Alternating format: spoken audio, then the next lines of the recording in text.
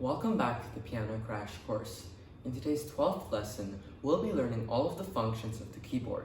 So far, we've only been playing with chords in our right hand, and they've been simple melodies. But by adding accompaniments, styles, and voices, we can really spice up our music. So today we're going to be learning how to do that.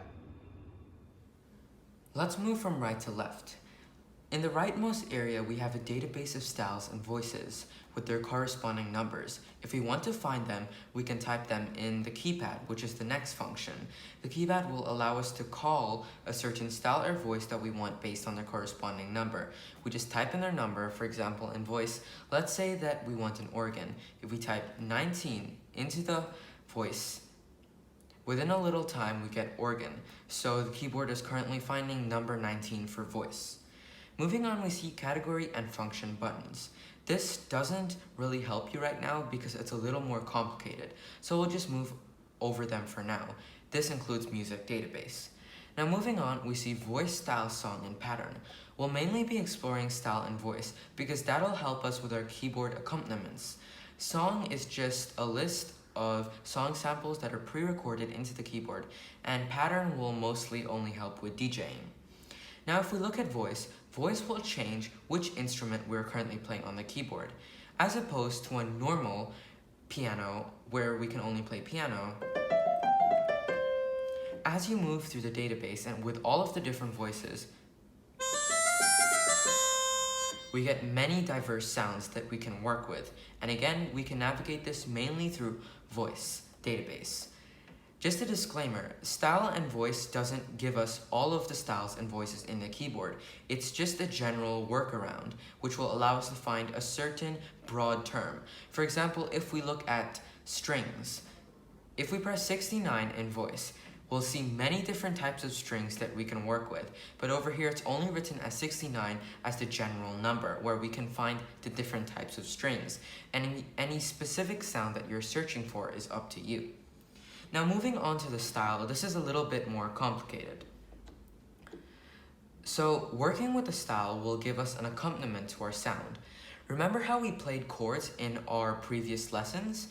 Accompaniments will allow us to use those chords to create musical backgrounds for our songs. Let's take the example of the C chord. Like voice, style has many different styles and backgrounds that we can work with.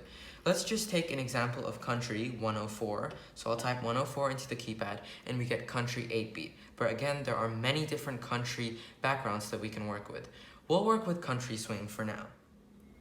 Now, if we want to start using this style, we can use this row. This row is used to control the style and all of its different functions.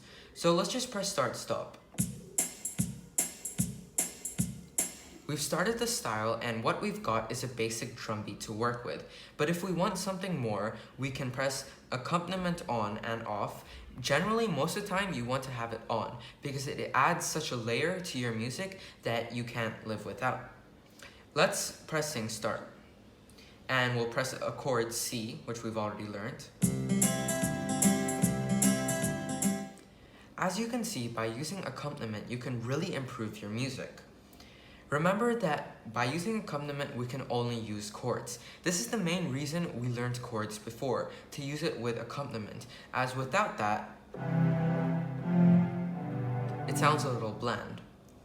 Now that we've got that out of the way, to use accompaniment and to start it, you have to press sing start. This will allow you to start the style. Now, sing stop is basically a function where you can start and stop it with how long you hold the keys. I've let go and the music has stopped, but if it's on, it's going. Now, this function isn't really important to you right now, so you can just ignore it. Next, main and autofill will allow you to change the different levels of your style. For example, you're on default main A. But let's press main B. As you can see, there are a lot more things going on when you press main B. So just keep that in mind. Main A has a more simpler background while main B adds more components. And intro and ending will basically allow you to use an introduction and ending while using this style. For example, let's press intro and let's press sing start.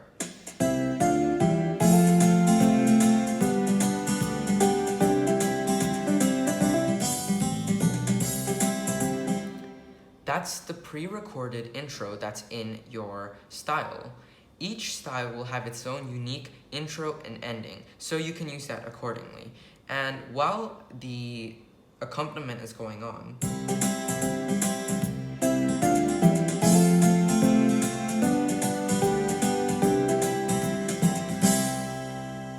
if you press ending, as you just saw, the song will have its own pre-recorded ending.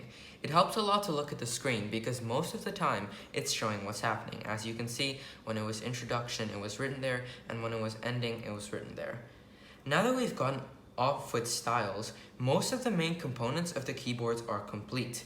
Whatever you're doing, this will mostly cover it. But here's a few more important things I'd like to go over. When you press tempo, tempo will allow you to control the pace of your style.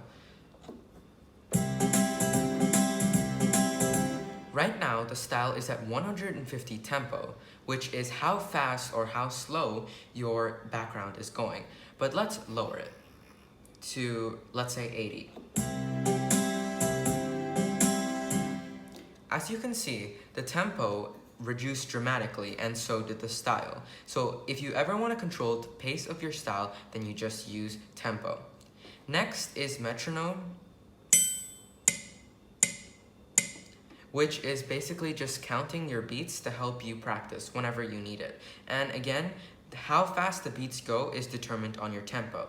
Normally, if you're going to play a song, just like in the Trinity syllabus, they're going to give you a specified amount of tempo to work with, or a range, some faster and some slower. So you have to change the tempo accordingly.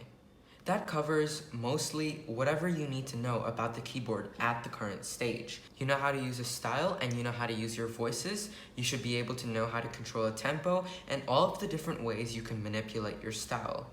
Everything I taught you here today will teach you exactly how to do that. All of the other buttons and functions will of course help you in your keyboard journey, but for now, as to basics, this is what'll help you. Feel free to tinker around on your own and find out what each button does, which will give you a greater understanding of what the keyboard has to offer. So what have we done today? We've learned how to use the keyboard's fundamental functions, mainly the voice and style, and the entire row onto how to control the style, tempo, metronome, and how to navigate through all of the musical databases that the keyboard has to offer. I hope you enjoyed practicing, and I'll see you in the next video.